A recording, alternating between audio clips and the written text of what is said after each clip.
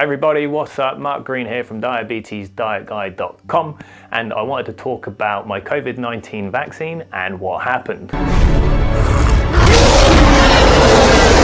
Only joking, it didn't unlock my X-Men superpowers unfortunately, and even if it did, I probably would have ended up with a rubbish superpower like the ability to make my house really tidy, although in its current state that probably wouldn't be a bad thing. So just as a disclaimer before we get into it, I just want to point out that I am not an immunologist and I'm not a virologist. So I'm probably the only person in the world at the moment based on social media that's claiming not to be, as everyone seems to have suddenly got a degree in genetics and viruses and immunization. I'm a dietitian, so I'm only drawing on my experiences. So I had the Pfizer BioNTech vaccine, and the reason I had it, because you're probably looking at me thinking I'm not over 80 or over 65, is because I work in the hospital. So frontline staff, so I'm going to see patients on the COVID wards quite frequently.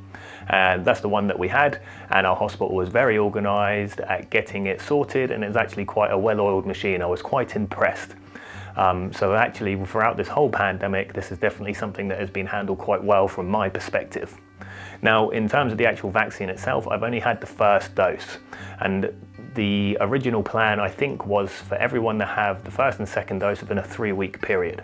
But unfortunately, that's probably not the most practical thing, and the government's came to realise, in theory, time will tell I guess, that giving everyone one dose is probably better than giving a quarter of the population both doses within 3 weeks. So we generally get more of an immunity across the broad spectrum of the population, so people aren't getting as sick when they catch it, and we're also reducing the risk of people catching it in the first place than giving people that 90-95% coverage but still leaving a wide variety or large portion of the population prone to getting it. So in theory, it actually sounds like a pretty reasonable approach. Now, when I actually got the vaccine, painless. Didn't even realise to put the needle in. I was quite surprised. But I was soon to pay for that, because after about 5 hours, I got the worst dead arm I think I've ever had. And that even goes back to my childhood when my cousins used to beat the hell out of me just for being there. So I've had some dead arms in my time. This was up there. Then the next day, I actually felt a little virally. Now, I've actually had COVID-19 back in last April in 2020, and it did feel almost like a mild version of that. Now, I know a lot of people out there when they get the flu jab say, I don't like getting the flu jab because it actually gives me flu. So let's just distinguish what's going on here, because the BioNTech and Pfizer vaccine, along with the Moderna vaccines, are new types of vaccines. They are mRNA vaccines. So essentially what we're doing is we are encoding your body to produce an antibody response to a protein that is found on the coronavirus. So there is no virus actually in that vaccine. So we are basically tricking the body to produce a immune response to help trigger that, and so it will recognize it the next time that the virus actually enters the body. So in other words, you cannot get sick from COVID-19 by having those vaccines. So why am I getting symptoms? Well, obviously it has triggered an immune response. So actually a lot of the time when people get sick from viruses and diseases is actually their own body producing a response. So the aches and the pains and the feeling fatigued is actually my own body reacting to the virus. So in a weird way, it's actually probably a good thing that I did feel a little under the weather the next day, because it shows that I actually had a response. Now, this isn't to say that if you don't feel a bit under the weather, you haven't had a response, but it's actually quite reassuring because it showed it triggered something within me. Now, these symptoms only lasted about a day, had a pretty rough night, felt a bit off, but I was still pretty functional, and on the whole felt okay, nothing like when I had COVID. And if you're interested about my symptoms on that, there is a video on that on the channel about my experiences with that. But on the whole, I was fine. Look, you can see me, I was okay, I made it. So that's what's going on there.